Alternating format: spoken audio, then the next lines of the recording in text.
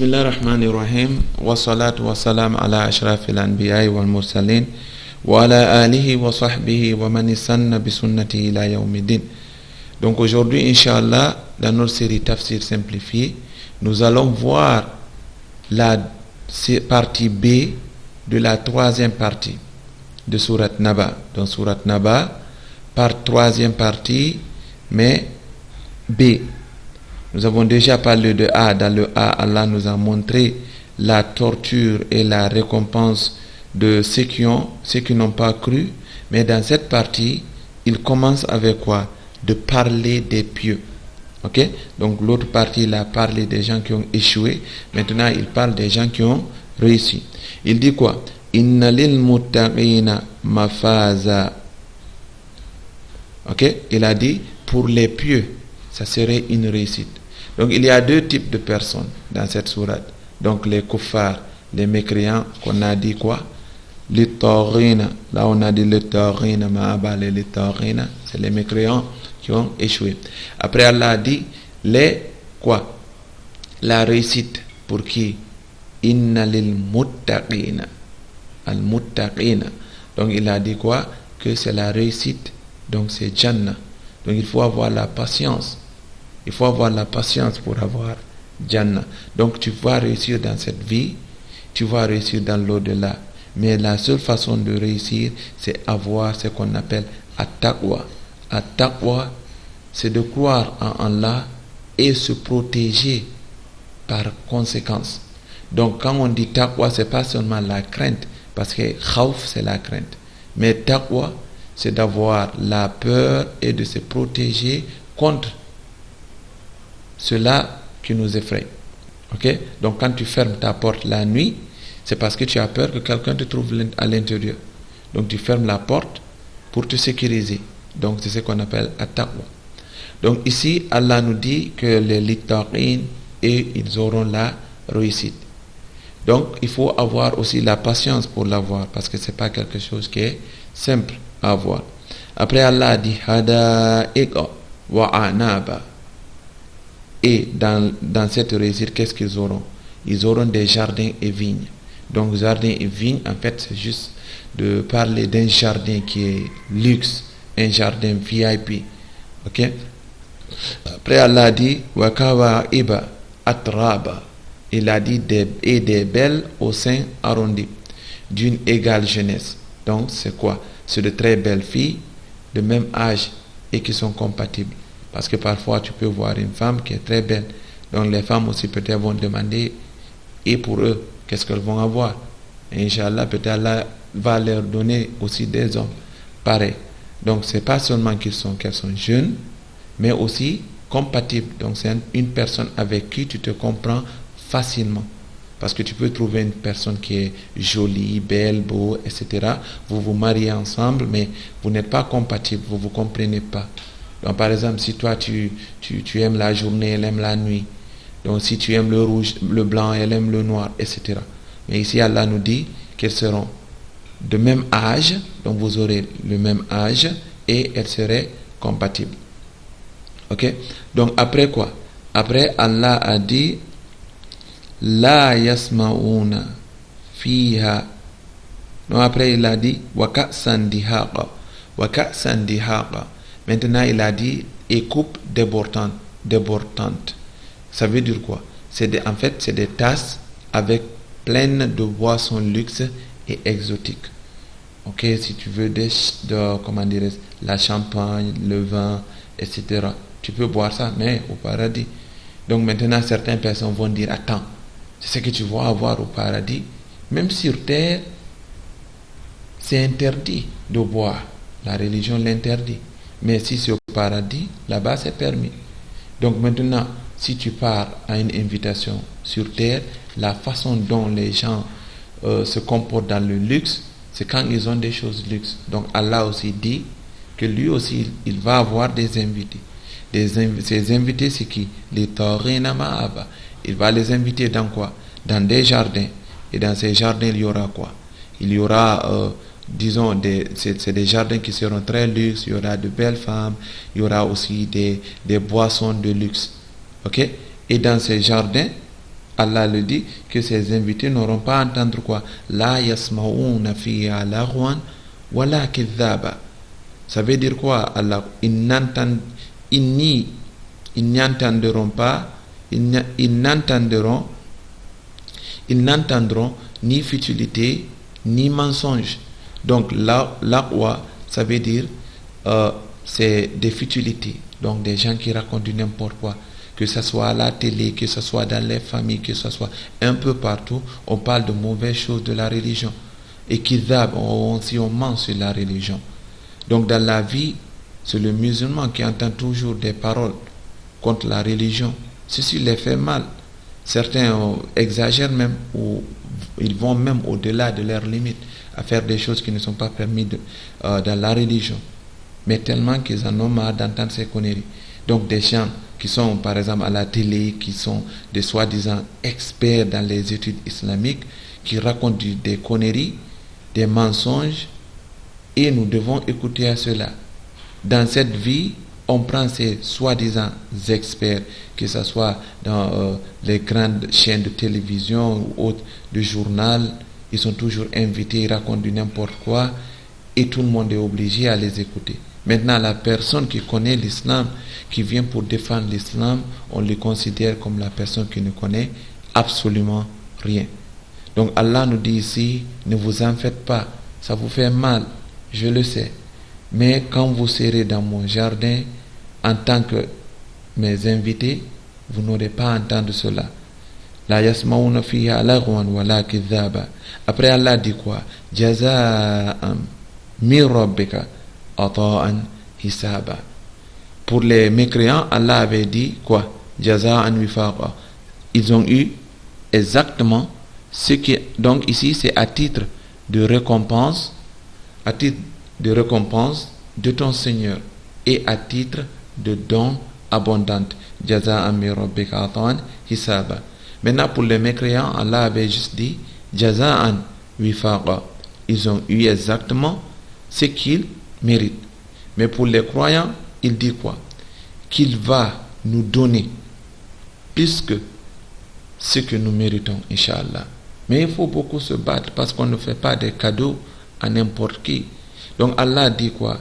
Vous serez mes invités. Je vais vous organiser une fête. Vous allez avoir des boissons. Vous allez avoir de belles femmes. Vous allez avoir tout ce que vous voulez. Encore, je vais vous donner encore plus que ce que vous voulez. Donc je vais vous donner. Vous allez dire jusqu'à un niveau, vous allez dire non, ça suffit Allah. Imaginez quelqu'un vous donne 100 000. Il vous donne encore 200 000, 500 000, 1 million. Dans cette vie, on ne peut pas imaginer cela. Que quelqu'un peut te donner du bien jusqu'à ce que tu lui demandes d'arrêter. Mais le jour là, Allah nous a promis qu'il va nous donner tellement et nous allons avoir beaucoup jusqu'à dire que ça suffit. Donc il faut beaucoup travailler pour mériter ceci. Après, Allah dit quoi? Rabbi samawati wal ardi wa ma baynahuma rahman la yamlikuna minhu khitaba. Après Allah dit quoi? Il a dit du Seigneur des cieux et de la terre et de ce qui existe entre eux, le tout miséricordieux. Il n'ose nullement lui adresser la parole. Donc ce jour-là, les gens n'auront pas droit de parler. Ok? Les gens n'auront pas droit à parler. Tout le monde va se taire. Donc il y aura le silence absolu. Donc dès que la trompe souffle, qu'est-ce qui va se passer? Les gens vont ressusciter et ils vont venir en groupe. Ils vont venir en groupe et ils seront soumis. Et ils viendront tous vers Allah et ils seront muets. Ok? Donc personne ne dira rien. Donc Allah a augmenté quoi? Il a dit Yawma yaqumu ruhu wal malaikatu saffa la yatakallamuna illa man adhina lahu rahman wa qala sawaba.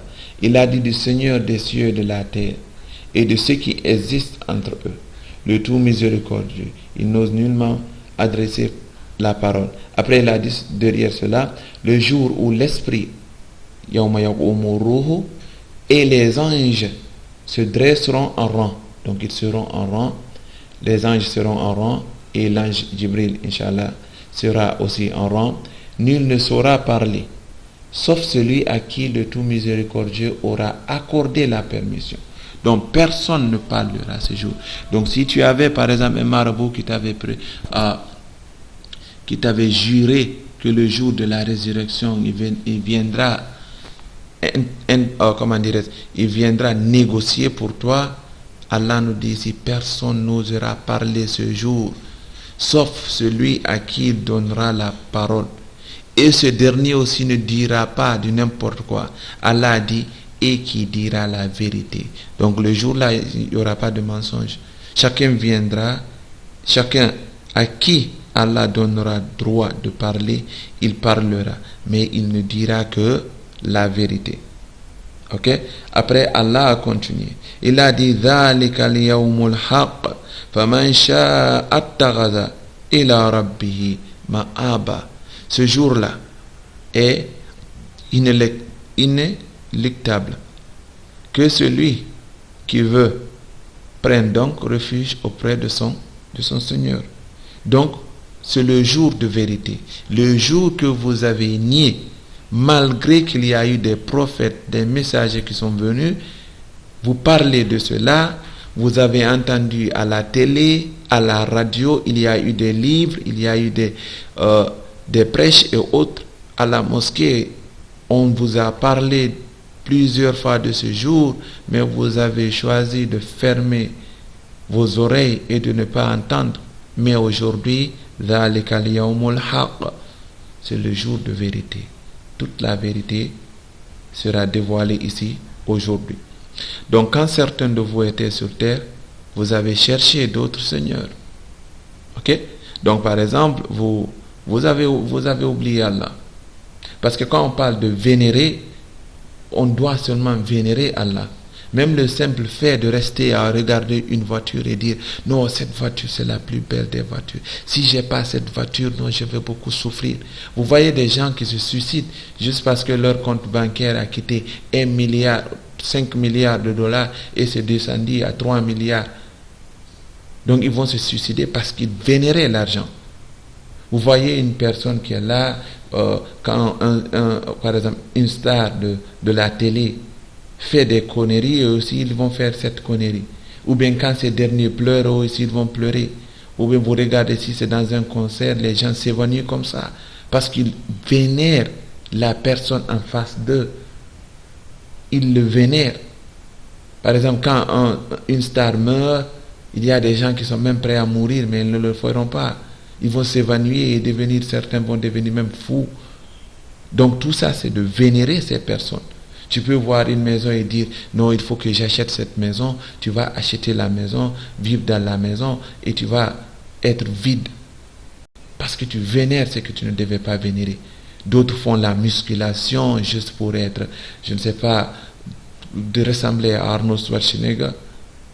Donc tout ça pourquoi? Pour qu'on dise non, regarde le gars là, oui, regarde son corps. Donc ils vont passer tout leur temps à faire du sport régulier et aller même au-delà de ce qu'ils devaient faire. Tout ça, qu'est-ce qu'ils font? Ils sont en train de vénérer ces choses. Donc tu peux faire le sport à un niveau, mais si tout ce que tu fais, tout ce que tu penses, c'est de rester dans ça, c'est un peu bizarre.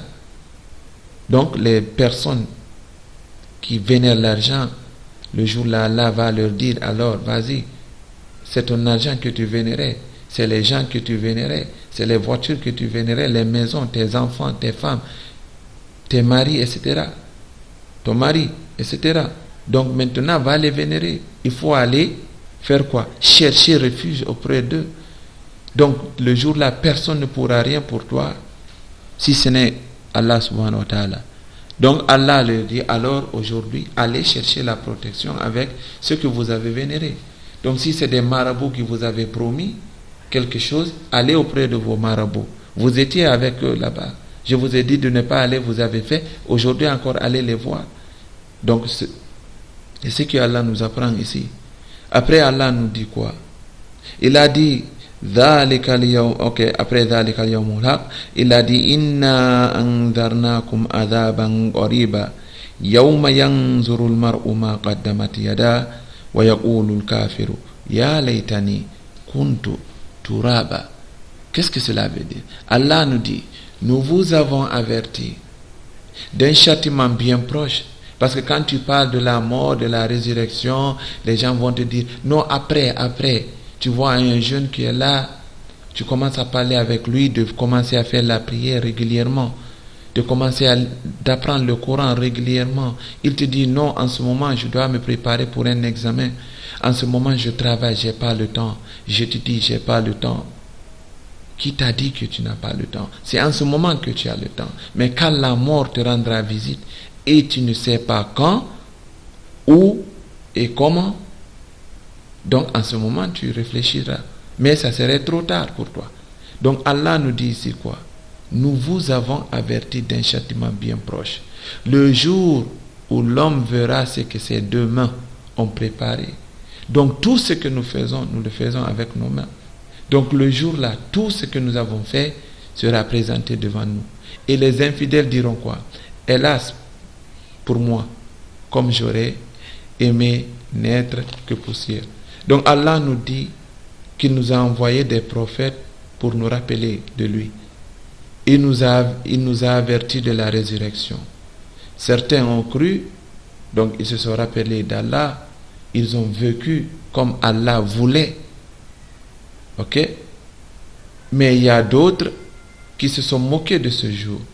Ils n'ont pas seulement rejeté, mais ils se sont moqués. Maintenant, tout le monde se retrouvera devant Allah. Ceux qui ont cru seront heureux, les muttaqin, ils seront heureux. Et ceux qui se moquaient de la religion, qu'est-ce qu'ils vont faire? Les littorines, ils seront dans la perte et ils se rendront ce jour-là. C'est ce jour-là qu'ils se rendront compte. Parce que si vous regardez, il y a des gens qui marchent, ils font comme si, en fait, ils sont intouchables, invisibles. Ok? Donc ce jour-là, ils verront leur vraie capacité. Ils verront leur vraie valeur devant Allah. Donc, si tu vis, il faut vivre avec tes principes, de croire à Allah subhanahu wa ta'ala, de faire ce que Allah t'a demandé et de vivre par rapport à cela. Même si le monde entier est contre toi, mais fais-le parce que tu le fais pour Allah. Un jour viendra, tu seras content. Mais si tu essayes de faire semblant comme les autres, aujourd'hui les gens ils ont des voitures de luxe, toi aussi tu fais du n'importe quoi pour essayer d'avoir une voiture de luxe, même si tu ne vénères pas Allah. Ou bien si tu vas faire ce qu'Allah a interdit juste pour avoir une voiture de luxe, peut-être tu auras cette voiture de luxe, tu feras un accident dans cette voiture de luxe et tu perdras ta vie dans cette voiture de luxe. Tu commenceras par exemple peut-être de vendre la drogue pour t'enrichir. Tu continueras sur ce chemin et peut-être cette drogue que tu vendais sera responsable de te rendre fou, de te paralyser, de te t'ôter même la vie. Donc c'est à toi de voir. Donc Allah nous a appris tout ceci. Donc le jour-là, les gens qui se croyaient intouchables, qui se croyaient puissants, ils vont venir devant Allah, ils vont regretter tout ce qu'ils ont fait. Mais ça serait trop tard. Et qu'est-ce qu'ils vont dire? Quand ils verront Allah transformer les animaux en poussière, lui aussi il va dire, mais Allah, pourquoi moi aussi j'aurais aimé n'être que poussière? Il aurait aimé être comme un animal. Donc c'est le niveau qu'il faut imaginer. Donc au début de la sourate, qu'est-ce que nous avons appris? Les mécréants s'en foutaient réellement de ce que le prophète disait. Ils se moquaient de lui, ils bavardaient. Donc Allah, qu'est-ce qu'il a fait? Il a dit ici dans cette sourate à la fin que le jour-là, ils n'auront même pas la parole. Donc il faut les laisser parler en ce moment. Que ce soit à la télé, les radios, les journaux, etc., les réseaux sociaux, il faut les laisser, ils vont parler. Mais un jour viendra, ils vont regretter pourquoi ils ont parlé. Inch'Allah. Donc les gens se moquent de la religion. Mais parfois quand quelqu'un, un proche de nous meurt, on réfléchit un peu.